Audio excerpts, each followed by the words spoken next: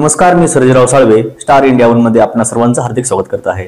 तर आताची सर्वात मोठी बातमी, काल अमित शाह साहेबांबरोबर एकनाथ शिंदे साहेबांची, देवेंद्र फडणवीस साहेबांची, अजितदादांची दीर्घकाळ जी बैठक झाली, त्या बैठकीनंतर जे निर्णय आहे तो आज कदाचित जाहीर होण्याची शक्यता आहे। आमच्याकडे कोणत्याही सूत्राची या माध्यमातून कुणाचंही नाव आतापर्यंत आलेलं नाही। ज्या कुणाचं नाव वरिष्ठ नेते जाहीर करतील त्यांचं आम्ही मनापासून अभिनंदन करतो, त्यांना शुभेच्छा देतो।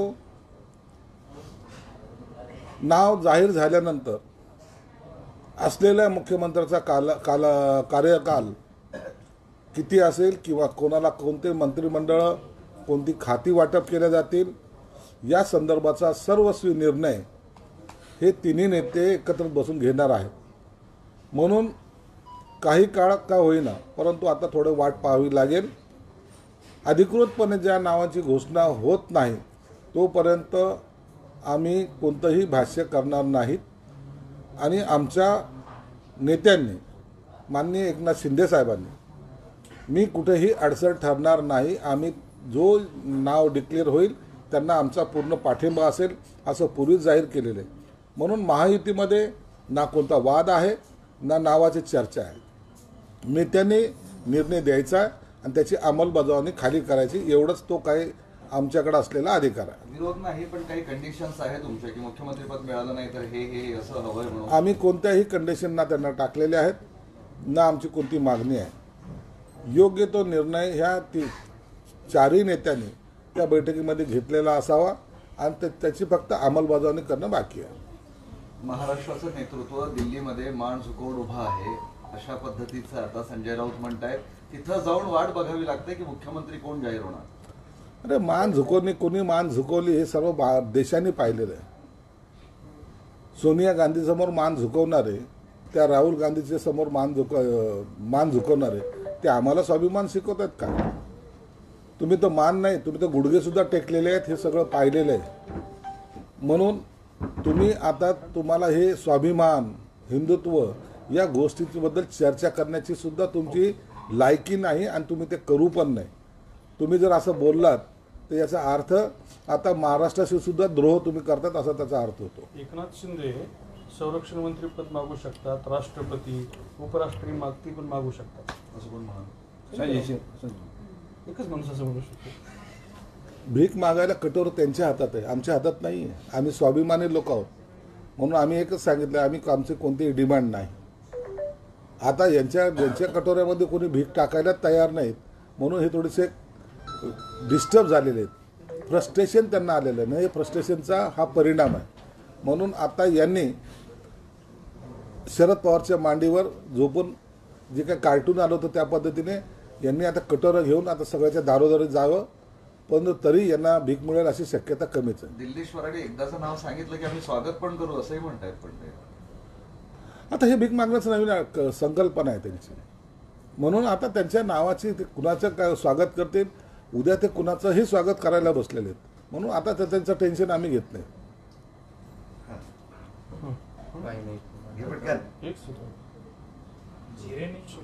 तोपर्यंत मुंबई कोस्टल रोड प्रकल्पाचं काम अंतिम टप्प्यात पोहोचलंय।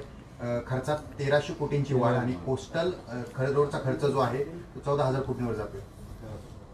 या सर्व गोष्टीला त्या महाविकास आघाडीचं सरकार जे 2.5 वर्षामध्ये ज्यांनी स्पीड ब्रेकर लावले होते त्यामुळे झालेली ही वाढ आहे।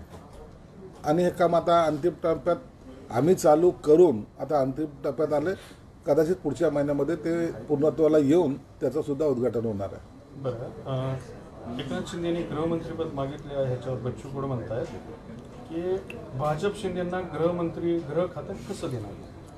तर बच्चू कडूच्या म्हणण्याला तर काही अर्थ नाही आहे। बच्चू कडूने प्रत्येक गोष्टीमध्ये कॉमेंट्स करणं, त्या कॉमेंट्सने आम्ही सिरियस घेणं, आता हा आमचा विषय राहिलेला नाही।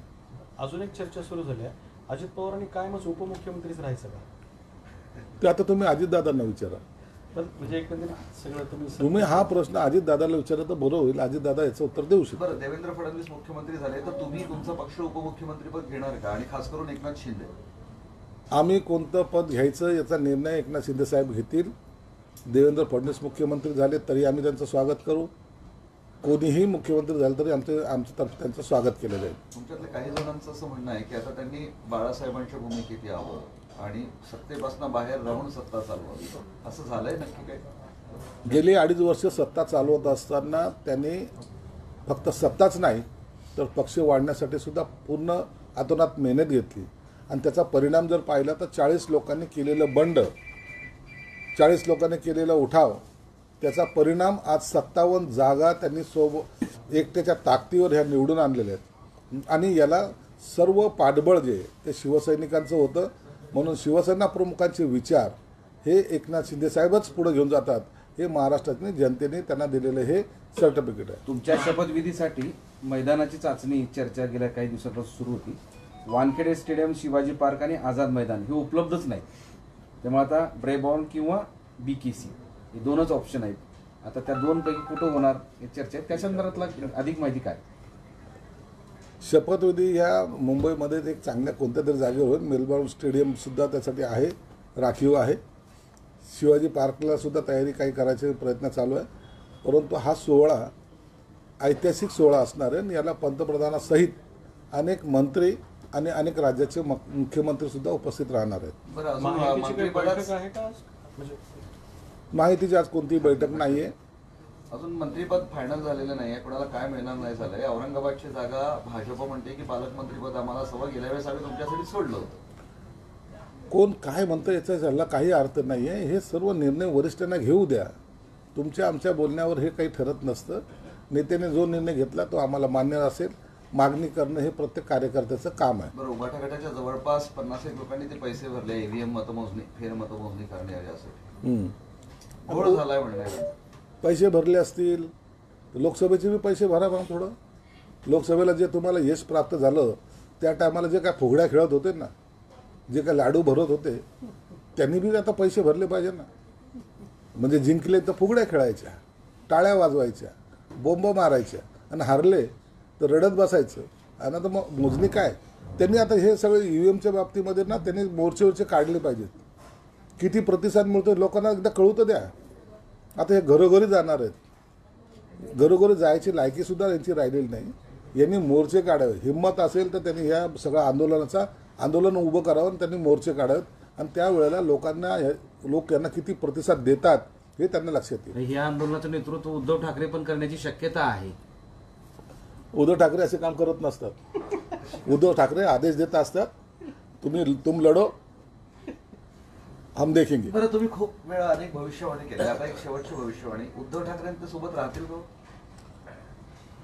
उद्धव साहेब आता मला वाटतं काही काळ पक्ष बंद करून ठेवतील. बरं, नाना पटोलेंनी भाजपचं काम केलं का उभाटा गटाने नाही केलं का? उभाटा गटाने आमचं काम केलेलं आहे, काँग्रेसने बी केलेलं आहे आणि राष्ट्रवादीने पण केलेलं आहे. म्हणून कोणी काम केलं याची यादी जर पाहिजे असेल तर त्या माहितीच्या नेत्यांकडे विचारा, ते तुम्हाला सविस्तर देतील. गेम चेंजर ठरलेली लाडकी बहिणीत काही निकषमध्ये बदल होणार आहे का? आणि 2100 ऐवजी तुर्तास 1500 रुपये दिले जात आहेत. आणि यात काही निकष असा आहे की महिलांच्या घरोघरी जाऊन पडताळणी होणार, अशा सगळ्या चर्चा सुरू आहे. जे पात्र आहेत त्यांना आता रेग्युलरली पैसे मिळतील. 1500 चे 2100 कन्या संदर्भामध्ये मंत्रिमंडळाची स्थापना झाल्यानंतर येणारं पहिलं जे अधिवेशन आहे त्या अधिवेशनामध्ये 2100 करण्याचा प्रस्ताव घेण्याचा सरकारचा मनोदय आहे आणि तेव्हापासून त्यांना 2100 मिळतील असा एकंदरीत अंदाज आहे. वक्फ बोर्ड जे आहे ते वक्फ बोर्डला निधी दिल्याचा एक GR काढण्यात आला आहे. होत आहे. नाही, मग त्यात काय गैर काय? वक्फ बोर्डला पैसे देणं हे गैर नाही आहे. त्या पैशाचा वापर इतर कामाला होत असेल तर त्यांना आमचा विरोध राहील. पण परस्पर मंत्र्यांना माहिती न होऊ देता किंवा आचारसंहिता कालावधीमध्ये अधिकाऱ्यांनी स्वतःच्या मनाने काढलेलं मनाने काढलं असेल तर त्यांच्यावर कारवाई निश्चित होईल. मंत्रिपदासाठी लॉबिंगचा प्रयत्न जो आहे तो केला जातो अशी माहिती मिळते.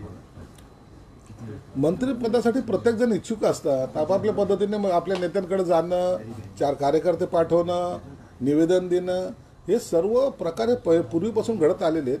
परंतु जे नेते असतात ते या गोष्टीला सिरियस घेत नाहीत.